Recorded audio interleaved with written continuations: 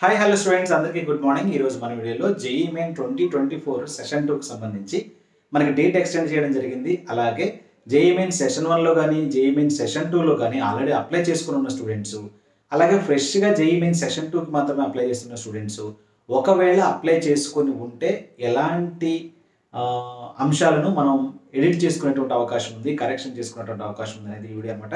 So ఇందులో ఒక మంచి విషయం ఏంటంటే మీ యొక్క కేటగిరీని మార్చుకునేటువంటి అవకాశం ఎనేబుల్ చేయడం జరిగిందనమాట. ఇది ఎక్కడ చూసినా మీకు దొరకదు, ఏ వెబ్సైట్లో కూడా దొరకదు. కేటగిరీ చేంజ్ అనేది చాలా చాలా ఇంపార్టెంట్. స్టూడెంట్కి ర్యాంక్ సాధించడం ఎంత కష్టమో కేటగిరీ చేంజ్ చేసుకోవడం కూడా అంతే కష్టం అనమాట. వన్స్ మన సీట్ క్యాన్సిల్ అయితే తప్ప మన కేటగిరీ చేంజ్ కాదు. ఎలా క్యాన్సిల్ అవుతుంది అనేది నేను ఆల్రెడీ పాత వీడియోలో చెప్పాను. ఇప్పుడు చెప్పేంత టైం లేదు. సో మన ఛానల్ ఎలాగో ఫాలో అవుతున్నారు కాబట్టి మళ్ళీ మీకు అప్డేట్స్ ఇస్తూ ఉంటాను అనమాట.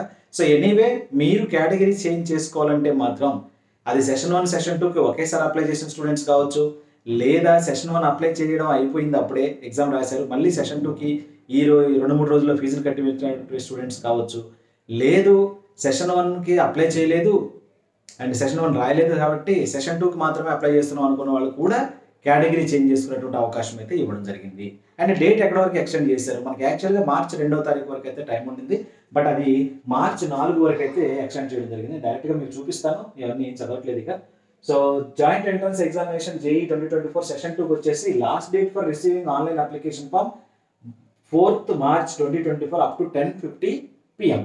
10:50 PM వరకు అయితే మీరు అప్లికేషన్ని ఫిల్ చేసి సబ్మిట్ చేయొచ్చు అనమాట. పేమెంట్ మాత్రం 11:50 PM వరకు ఉంది. రేపు 11:50 PM వరకు, అప్లికేషన్ కూడా రేపు 10:50 PM వరకు. అండ్ మోస్ట్ ఇంపార్టెంట్ ఏంటంటే ఇక్కడ కరెక్షన్ విండో. కరెక్షన్ విండోకి సంబంధించి చూడండి, మార్చి 6-7 తారీఖుల్లో, మార్చి 6 నుంచి 7 2 రోజులు మాత్రమే. సో వెరీ కేర్గా అయితే ఉండండి. ఆ 2 రోజుల్లో మీకు ఇంటర్మీడియట్ ఎగ్జామ్స్ జరుగుతున్నాయి కాబట్టి అది అయిపోయిన తర్వాత మార్చుకోవచ్చు కానీ మాత్రం అనుకోకండి. మీరు కరెక్ట్గా కేటగిరీ పెట్టారో లేదు కూడా ఒకసారి చెక్ చేసుకోండి. మీ యొక్క application ID, date of birth ఇచ్చి క్యాప్చా ఎంటర్ చేస్తే డీటెయిల్స్ అన్నీ ఓపెన్ అయిపోతాయి. అందులో మిస్టేక్ ఏమైనా ఉంటే మాత్రం కరెక్షన్ విండో మీద క్లిక్ చేసి అక్కడ మీరు ఏం మార్చుకోవాలో మార్చుకోండి. ఎలాంటివి మార్చుకోవాలో కూడా ఇక్కడ చూపిస్తాను మీకు క్లియర్గా. సో ఎప్పటి వరకు ఉందంటే మార్చి 6-7 తారీఖు 11:50 PM వరకు అయితే ఉంటుంది. 11:50 వరకు ఉంది కాబట్టి 6 నుంచి 7 నుంచి ట్రై చేసుకుందాం అని చెప్పేసి సర్వర్స్ అన్ని ఎంగేజ్ అయిపోతే మీకు కనీసం సబ్మిట్ కూడా అవ్వదన్నమాట. సో మీరు 6వ తారీఖు నాడు మాత్రమే స్టార్ట్ చేసి చేయండి. 6వ తారీఖు ఓపెన్ అవుతుంది కరెక్షన్ విండో, అప్పుడు మాత్రం స్టార్ట్ చేసి మీరు ట్రై చేయండి. మీకు గంటల కొద్దీ ట్రై చేయండి, నో ప్రాబ్లం. ఒకవేళ అవ్వట్లేదంటే మాత్రం 6వ తారీఖు నైట్ మిడ్ చేయండి, అక్కడ సబ్మిట్ కొట్టండి, సబ్మిట్ అయిపోతుంది. ఒకవేళ ఎంగేజ్ ఎక్కువ ఉంటే మాత్రం, ఓకేనా. అండ్ ఇది అనమాట దీనికి సంబంధించి. అలాగే అండ్ ఇక్కడ మన కరెక్షన్ విండోకి సంబంధించి ఒకసారి చెక్ చేస్తే, కరెక్షన్ విండోది మనం ఒకసారి చూద్దాం నెక్స్ట్ పేజ్లో ఏమేమి మార్చుకోవచ్చు అనేది అనమాట. సో ఇది క్లియర్గా జాగ్రత్తగా అయితే ఒకసారి అబ్జర్వ్ చేయండి. సో మీకు కనిపిస్తుంది అనుకుంటున్నాను నేనైతే. ఒకసారి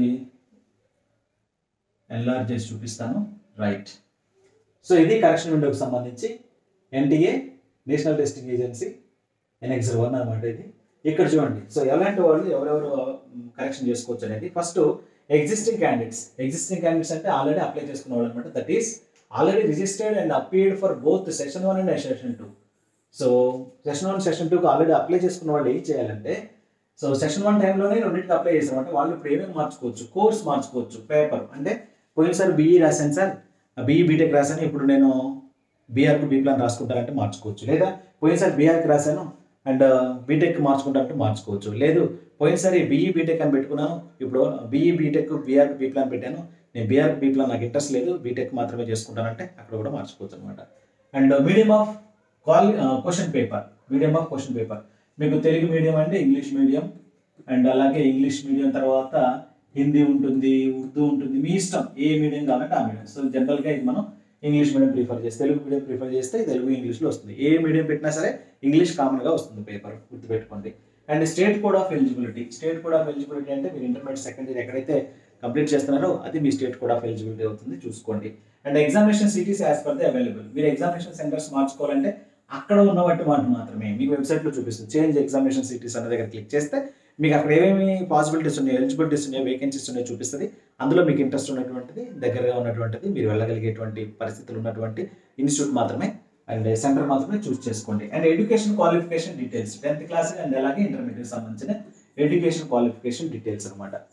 సో చాలామంది మరి ఇక్కడ మిస్టేక్స్ అంటే 10th class passing date mistake పెట్టిన వాళ్ళు ఉంటారు, గ్రేడ్ పాయింట్స్ మిస్టేక్ పెట్టిన వాళ్ళు ఉంటారు, అలాగే ఇంటర్మీడియట్ సంబంధించి కంప్లీట్ చేసిన వాళ్ళు, అప్పీర్ అయ్యే వాళ్ళు పెద్ద మార్కులు ఎంటర్ చేయరు కాబట్టి, సో ఆల్రెడీ కంప్లీట్ చేసిన వాళ్ళు లాంగ్ టర్మ్ తీసుకున్న స్టూడెంట్స్ అప్పీరింగ్ పాసింగ్ ఇయర్ అవన్నీ కూడా మిస్టేక్స్ అని ఉంటే సరి చేసుకోండి.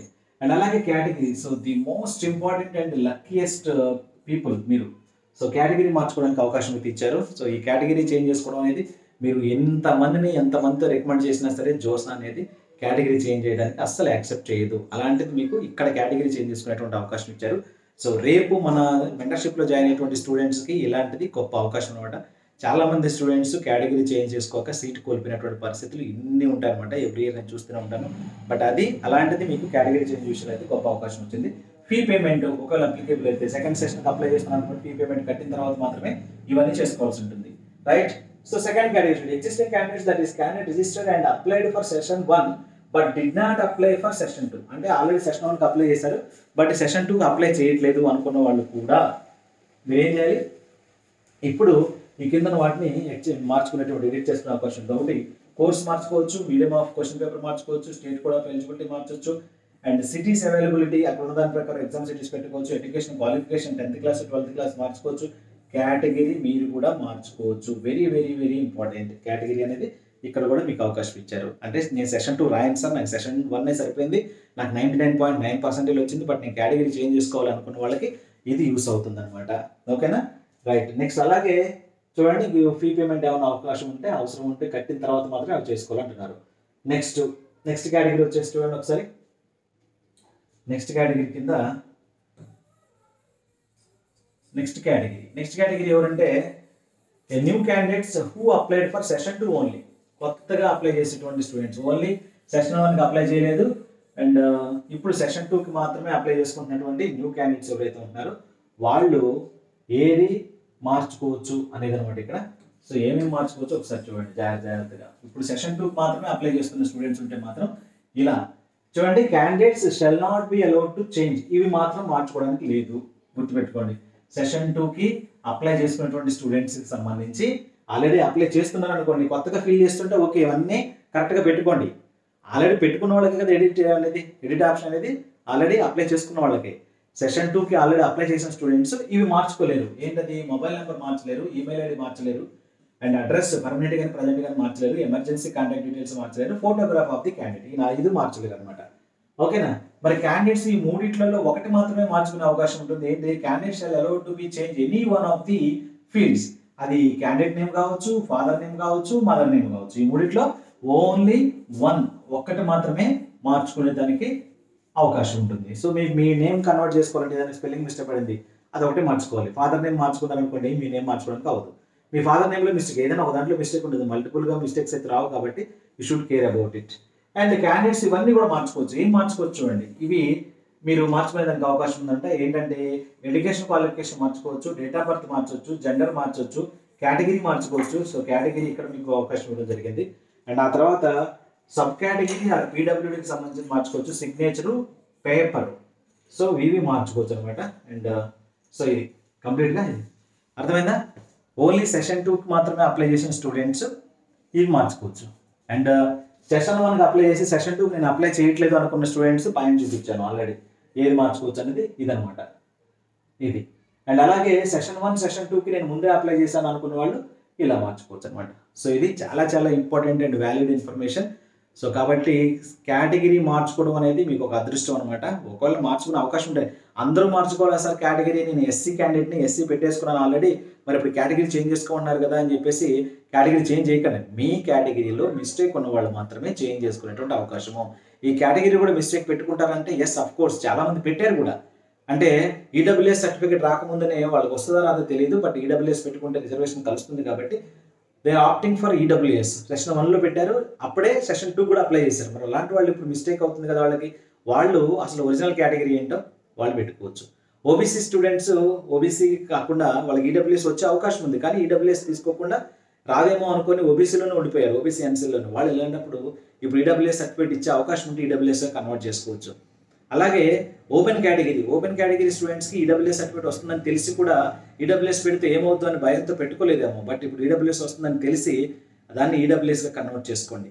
ఒకవేళ ఈడబ్ల్యూఎస్ పెట్టినటువంటి స్టూడెంట్స్ ఎవరైనా ఉంటే సెషన్ 1 సెషన్ 2లో ఇప్పుడు మేము మీకు ఈడబ్ల్యూఎస్ ఇవ్వం, మీరు ఈడబ్ల్యూఎస్ కేటగిరీ కిందకి రారు, మీరు ఎకనామికల్లీ వీకర్ సెక్షన్ కాదు, మీ యొక్క ఇన్కమ్ అనేది 8 lakhs బిలో లేదు, మీ ప్రాపర్టీ చాలా ఉండిందని చెప్పేసి మీకు రిజెక్ట్ చేస్తుంటే మీరు వెంటనే ఓపెన్ కేటగిరీ కన్వర్ట్ చేసుకోండి. సో ఇలాంటివి అనమాట. ఇవి చేంజ్ చేసుకోవడానికి చాలా పెద్ద ప్రాబ్లం అయిపోతుంది. వన్స్ మీరు ఏ కేటగిరీలో ఉంటే అదే కేటగిరీ ఇప్పుడు ఫైనల్ అవుతుంది. సెషన్ 2 రిజల్ట్ వచ్చాయి అంటే మాత్రం విత్ ర్యాంక్ కూడా వస్తుంది, గుర్తుపెట్టుకోండి. మీ కేటగిరీ ర్యాంక్ వస్తుంది, ఓపెన్ కేటగిరీ ర్యాంక్ వస్తుంది, సబ్ కేటగిరీ ర్యాంక్ వస్తుంది, పిడబ్ల్యూడి ర్యాంక్ వస్తుంది, అన్ని ర్యాంకులు వస్తాయి. ఒక్కసారి ర్యాంక్ అలాట్ అయిన తర్వాత category will not be change కాదు. అదే ర్యాంకుతో మీరైతే జోసాలో పార్టిసిపేట్ చేయాలి. ఎందుకని మిస్టేక్ జరుగుతుందో ఒక విషయం చెప్తారు చూడండి, చాలా జాగ్రత్తగా. ఎందుకంటే నేను ఎందుకు హడావుడిగా చెప్తున్నానంటే ఇంటర్మీడియట్ ఎగ్జామ్ జరుగుతుంది కాబట్టి స్టూడెంట్ని ఎక్కువ టైం వేరే వీడియోస్ తోట ఎంగేజ్ చేసి ఇంట్రెస్ట్ లేదు కాబట్టి ఓకే స్టూడెంట్స్ చదువుకోవడానికి అవకాశం ఉంటుందని చెప్పేసి నేను చెప్తున్నమాట. సో పేరెంట్స్ అయినా వింటారు కాబట్టి యాక్చువల్గా ఏంటంటే ఇక్కడ మీరు ఈడబ్ల్యూఎస్ కేటగిరీ వచ్చే అవకాశం ఉన్నా కానీ ఓపెన్ కేటగిరీలో ఉన్నారనుకుందాం. సో మీకు ఏమవుతున్నప్పుడు ఓపెన్ కేటగిరీలోనే ర్యాంక్ అలాట్ అవుతుంది, రైట్? సో మీరు ఏం చేస్తారు, జోసా కౌన్సిలింగ్కి వెళ్తారు. వెళ్ళిన తర్వాత ఓపెన్ కేటగిరీలోనే మీకు సీట్ వస్తే వస్తుంది, లేకుంటే రాదు. మీకు ఈడబ్ల్యూఎస్ సర్టిఫికేట్ ఉంది, బట్ యూజ్ ఏంటి ఈడబ్ల్యూఎస్ పెట్టుకోకుండా, అర్థమైందా? ఈ విధంగా అనమాట. అండ్ అలాగే మీరు ఈడబ్ల్యూఎస్ అని పెట్టారు, ఇంకొక ఎగ్జాంపుల్ అనమాట. ఈడబ్ల్యూఎస్ అని పెట్టారు, మీకు ఓపెన్ కేటగిరీ ర్యాంక్ వస్తుంది, ఈడబ్ల్యూఎస్ ర్యాంక్ వస్తుంది, మీరు జోసాలో పార్టిసిపేట్ చేశారు, ఈడబ్ల్యూఎస్ అనే కేటగిరీలో మీకు సీట్ వచ్చింది. అప్పుడు వెరిఫికేషన్లో ఏం చేయాలి, ఈడబ్ల్యూఎస్ సర్టిఫికేట్ డాక్యుమెంట్ మనం సబ్మిట్ చేయాల్సి ఉంటుంది ఆన్లైన్ వెరిఫికేషన్లో. అప్పుడు మీకు ఈడబ్ల్యూఎస్ సర్టిఫికేట్ రాదు, అంటే మీకు ఈడబ్ల్యూఎస్ రాదు, ఇవ్వలేదు. ఎంఆర్ఓ ఆఫీస్లో ఈడబ్ల్యూఎస్ ఇవ్వలేదు. ఎందుకు ఇవ్వలేదు? మీకు రైట్స్ లేవు, మీకు ఎలిజిబిలిటీస్ లేవు కాబట్టి ఈడబ్ల్యూఎస్ ఇవ్వలేదు, మీరు ఓపెన్ కేటగిరీ అన్నారు. మరి మీకు ఆల్రెడీ సీట్ వచ్చింది కదా అక్కడ, సార్ నాకు మా ఎంఆర్ఓ ఇవ్వనంటున్నారు, మరి నా దగ్గర ఈడబ్ల్యూఎస్ లేదు అంటే ఏం చేస్తారు? అప్పుడు మీరు జోసా వాళ్ళు నీ సీట్ క్యాన్సిల్ చేస్తారు. క్యాన్సిల్ చేసి నిన్ను ఓపెన్లో కన్వర్ట్ చేస్తారు. ఎప్పుడు కన్వర్ట్ చేస్తారంటే సీట్ క్యాన్సిల్ చేసి అరౌండ్ అయిపోద్ది. ఇక నీకు ఏ రౌండ్లో సీట్ వచ్చిందో ఆ రౌండ్లో సీట్ క్యాన్సిల్ చేసి నెక్స్ట్ రౌండ్కి ఓపెన్ కేటగిరీలోకి పంపిస్తారు. మరి ఓపెన్లో సీట్ వస్తుందా అంటే ఫస్ట్ రాకనే కదా ఈడబ్ల్యూఎస్ వచ్చింది నీకు, ఈసారి వచ్చే అవకాశం ఉంటుందా లేదా చెప్పలేము మనం. కాబట్టి ఇలాంటి పొరపాట్లు జరుగుతాయి. కాబట్టి మీ కేటగిరీ అనేది ఖచ్చితంగా పెట్టుకోండి, ఎలాంటి ఇబ్బంది లేకుండా. మీకు వస్తుందా రాదా అనేది మీ ఎంఆర్ఓ ఆఫీస్లో కన్సల్ట్ అవ్వండి. మీ రిలేటివ్స్లో ఉంటారు కొంతమంది, మీ బ్రదర్ కానీ, ఫాదర్ కానీ, మదర్ కానీ, సిస్టర్ కానీ, అంటే రిలేటివ్స్ నైబర్స్లో వాళ్ళకి ఇచ్చారనుకోండి, మీరు ఒకే కేటగిరీకి సంబంధించిన వాళ్ళు, ఒకటే కమ్యూనిటీకి సంబంధించిన వాళ్ళు కదా, డెఫినెట్గా ఇచ్చేదానికి అవకాశం ఉంటుంది అనమాట. సావిధమైనటువంటి ప్లాన్ చేసుకుని, అంతేగాని టక్మని మార్చుకొని మళ్ళీ ఇబ్బందుల్లో పడకండి. సో కేటగిరీ చేంజ్ అనేది వెరీ వెరీ వెరీ ఇంపార్టెంట్. మీ ర్యాంక్ని, మీ సీట్ని డిసైడ్ చేస్తుంది అనమాట, ఖచ్చితంగా డిసైడ్ చేస్తుంది. ఓకేనా? సో ఈ వీడియో నచ్చితే లైక్ చేయండి, మీ ఫ్రెండ్స్కి అయితే షేర్ చేయండి, మన ఛానల్ సబ్స్క్రైబ్ చేసుకోండి, డైలీ ఫాలోకి అయితే ట్రై చేయండి. సో కొత్త వాళ్ళు అయితే సబ్స్క్రైబ్ చేసుకోండి, కొంత సపోర్ట్ అయితే ఇవ్వండి. రానున్నటువంటి ఒక 10-15 రోజుల్లో మనం జేఈకి సంబంధించి మెంటర్షిప్ అయితే స్టార్ట్ చేస్తున్నాం. సో అందులో అయితే జాయిన్ అవ్వండి, మీకు మంచిగా జెన్యూన్గా ఇన్ఫర్మేషన్ ఇచ్చి మిమ్మల్ని అయితే ముందుకు తీసుకెళ్ళడం జరుగుతుంది అనమాట. ఓకేనా? Thank you.